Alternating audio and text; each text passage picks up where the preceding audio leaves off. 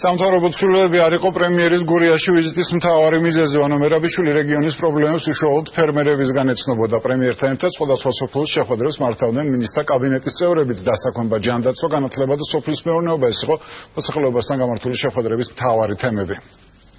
სოფლის დამთავრებისთანავე ჩვენ მივდივართ გურიაში, რათა გურიაში გავაცნოთ გურიის მოსახლეობას ჩვენი სამთავრობო გეგმა.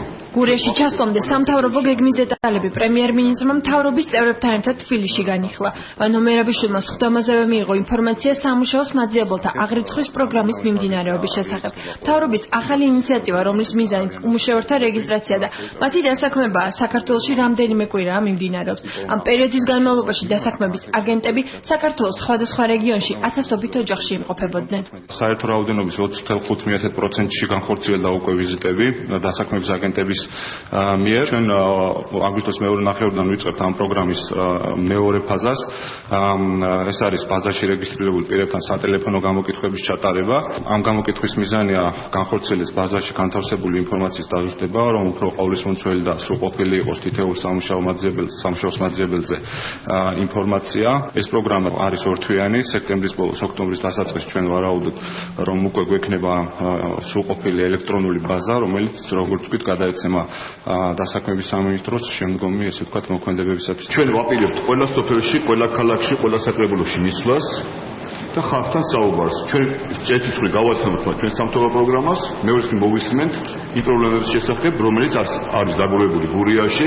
გურიაში ჩასულმა პრემიერ-მინისტრმა რეგიონის პრობლემების შესწავლა ფერმერებისგან დაიწყო. ერთსაათიან შეხვედრაზე საუბრის მთავარი თემა სოფლის მეურნეობის განვითარება იყო. ყველა განვითარებული ქვეყნები, რომელსაც ჩვენ ასე ვთქვათ, რომელიც ჩვენი მაგალითი არის, ყველგან არის განვითარებული იმავდროულად გადამამოშობელი მრეწველობა. და ჩვენ აი ამ კუთხით სხვათაშორის მინდა გითხრათ, რომ ძალიან სერიოზული სიახლეები გვაქვს გამოშვებული. ნახე, რომელიც ვერ ახერხებს თვითონ გაუკეთოს ორგანიზაცია მისი წარმოებული ნედლეულის დაპირებას. ამ დროს მნიშვნელოვანია დახმარება სახელმწიფოს მხრიდან. რაფორმით ჩაერთვება სახელმწიფო სოფლის მეურნეობის პროდუქტის რეალიზაციაში. ამის შესახებ გლეხებთან დასაქმების მინისტრმა ისაუბრა. პაატა ტრაბაიძე ლანჩხუთის რაიონის სოფელ მამათის მოსახლეობას შეხვდა. მათ სამინისტროს გეგმები და სამთავრობო პროგრამის პრიორიტეტები გააცნო. ბიზნესმა უნდა იმუშაოს სოფელთან და ჩვენ პირობა მივეცით ხალხს, რომ უახლოეს ხანებში აეწყობა ის სიტუაცია, როდესაც არც ერთი გლეხი არ დარჩება ისე, რომ მას მოსავალი გაუფუჭდეს. მას მოსავლის ჩაბარების საშუალება უნდა ჰქონდეს, ახალი ტექნოლოგიები, ახალი ინფორმაცია და ქართველი გლეხი, გურული გლეხი ამოისუთქავს. გურიაში დღეს შეხვედრებს მართავდა დასაქმების მინისტრის მოადგილეც. ნიკარამიშვილმა სამინისტროს სიახლეები ლანჩხუთის რაიონის ახალგაზრდებს გააცნო. შეხვედრაზე ყურადღება ძირითადად თვით დასაქმების პროგრამაზე და მის მნიშვნელობაზე გამახვილდა. გავაფორმეთ მემორანდუმი აჭარის დასაქმების სააგენტოსთან. მსგავს სააგენტოები გაიხსნება ყველა რეგიონში. ჩვენ შევეცდებით ყველა ოჯახში შევიდეთ, გავიგოთ მათი მოთხოვნები, მათი პრობლემები და ის გამოცდილება, რაც ამ ადამიანებს დღეს აქვს, ან შეუსაბამოთ იმ მოთხოვნებს, რომელიც არის ბაზარზე, ან უკვე დავაკმაყოფილოთ არსებული მოთხოვნები. რეგიონული განვითარებისა და ინფრასტრუქტურის მინისტრი პრემიერთან ერთად დღეს სოფელ მაკვანეთში საკონდიტრო საწარმოში იმყოფებოდა. სტანდოფში 400.000 ლარის ინვესტიციაა ჩადებული და 40 ადგილობრივია დასაქმებული. საკონდიტრო საწარმოში რამდენიმე სახეობის ნაწარმს უშვებენ, რომლის რეალიზაციაც ჯერჯერობით მხოლოდ ადგილობრივ ბაზარზე ხდება. მე ვიქნები ბედნიერი, რომ უფრო მეტი და მეტი საწარმო შეიქმნება. ეს მოვიარე ოზურგეთის რამოდენიმე სოფელი, მე ორი დღე ვაპირებ დარჩენას და ძალიან მიხარია, რომ ბევრი მშენებლობას ვხედავ.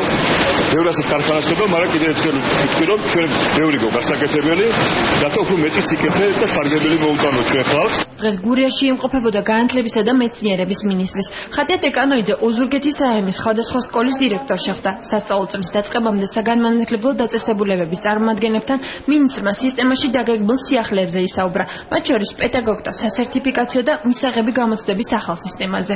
ახალი სასწავლო წლის დაწყებამდე ძალიან მოკლე დრო არის დარჩენილი. ჩვენ ვისაუბრეთ ძალიან ბევრ პროგრამაზე, ასევე სიახლეებზე. ეს არის სერტიფიცირება, მომავალი, ეს არის 8+1 სტრატეგია, რომელიც იცის ალბათ რომ ბავშვები სკოლაში ჩააბარებენ უშუალოდ გამოსცეთ, ასე რომ მე მოხარული ვარ, რომ უშუალოდ მათგან გავიგო ყველა ეს პრობლემა, რომელიც დაგეგმეთ პედაგოგებს. მნიშვნელოვანი სიახლეა ის, რომ მასწავლებლებს ამიერიდან მიეცემათ შესაძლებლობა გამოცდა ჩააბარონ წელიწადში რამდენჯერმე მათთვის სასურველ დროს და ეს არ იქნება იქნება რაღაცა ისეთი მტანჯველი ხანგრძლივი მოლოდინი წლიდან წლამდე.